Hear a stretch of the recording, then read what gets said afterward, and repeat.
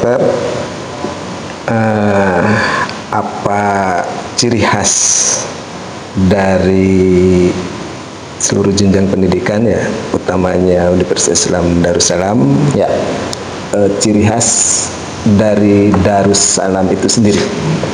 ya, terima kasih Ferry. Betul, kita memiliki khitoh bahasanya, atau bahasa ilmiahnya kita punya world view, punya pandangan hidup, punya pandangan, kita punya khitoh kalau bahasa pesantrennya, bahwa kita memiliki amanah dari para pendiri, ya, itu kita punya ciri khas yaitu muslim moderat, mukmin demokrat, dan muhsin diplomat.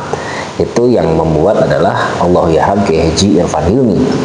Apa itu muslim moderat? Sederhananya, muslim moderat adalah sosok seorang muslim yang tidak berat ke kiri, tidak berat ke kanan. Dia ada di tengah-tengah, atau dalam Islam disebut dengan ummatan wasaton, betul-betul menjadi teman untuk pihak manapun, ya. Kita berusaha untuk bersahabat dengan pihak manapun, ya. Tidak hanya menerima perbedaan di dalam tubuh Islam itu sendiri, tetapi kita juga menerima perbedaan di luar agama kita, gitu ya, atau lintas agama. Jadi itu adalah salah satu bukti bahwa moderasi muslim moderat yang menjadi ciri khas Pondok Pesantren Darussalam itu betul-betul terbukti dan terrealisasi di dalam program-programnya. Selanjutnya ada mukmin demokrat. Sederhananya, kita ini diajarkan oleh para pendiri untuk menjadi seorang mukmin yang bergaul dengan siapa saja. Kita mendengarkan pendapat siapa saja. Kita tidak boleh anti dengan pemerintah. Kita harus bergaul dengan pemerintah. Kita harus bersahabat dengan pemerintah, atau dalam bahasa pesantrennya kita juga harus dekat dengan umaro. Tetapi kita juga harus dengan masyarakat, harus dekat dengan masyarakat. Kita juga jangan elitis, jangan tidak mau turun ke bawah. Bukti mukmin demokrat, kita harus mau bergaul dengan siapa saja dan mau mendengarkan pendapat siapa saja, mau belajar dari siapa saja, mau berkolaborasi dengan siapa saja selama kita memiliki visi misi yang baik, ya, untuk kemanusiaan, untuk kemaslahatan umat semuanya bersama-sama. Selanjutnya ada muhsin diplomat. Sederhananya, kita para santri, para pimpinan, kita dituntut untuk menjadi seseorang yang muhsin.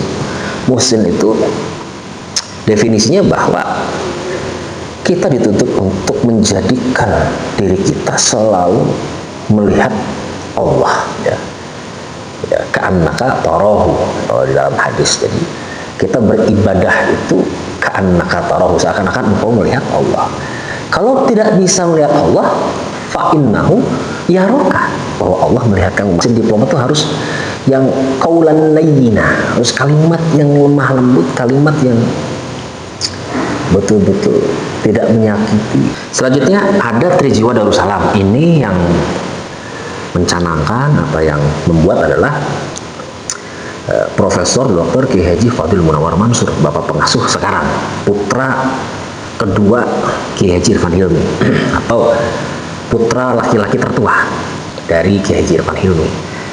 Ada 3, 1 keadaban, 2 keilmuan, 3 kepemimpinan. Nah, keadaban ini ditaruh di nomor pertama bukan tanpa alasan, bahwa al-adab fauqal ilmi, adab itu di atas ilmu. Maka